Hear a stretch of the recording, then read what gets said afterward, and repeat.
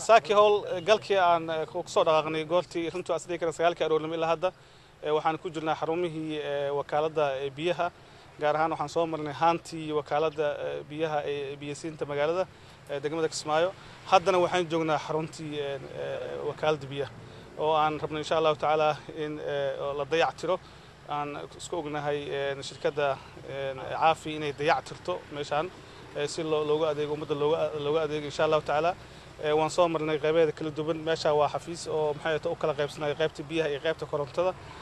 meelihii baawarta la dhigin jiray iyo baqaaradii iyo kullina waa kuwan insha Allah taala waxaan rajaynaynaa goordhow meeshan meel runtii wakaaladii biyaha waxaan leeyahay shirkaddii caafi iyo macallin insha Allah wasaaradii iyo kulliba insha Allah taala ay ka muuqan doonaan wada shaqayntoodii kiir gali doonto marka hadda inta waxaan ku soo gabagabeynaa shaqooyinkii saaki aan insha Allah taala aadnay marka waxaan rajaynaynaa insha Allah taala shirkadda caafi gaar ahaan warshadeeda biyaha in isbedel badan ay ku sameyn doonto haday noqoto dhanka dayactirka haday noqoto dhanka insha Allah taala biyaha marka waan rajaynaynaa inaan runtii saaki shaqo fiican soo qabanay dhammaan cid naga qayb qaadatay sida rugta ganacsiga oo naga socdo gudoomiye ku-xigeenka ahna hadda gudoomiyaha rugta ganacsiga gudoomiye ku-xigeenka degmada Kismaayo shirkaddii caafi mas'uulkeedii xaaji cali dhammaan wasaaradda waxaan leeyahay idaacadda oo Jubbaland TV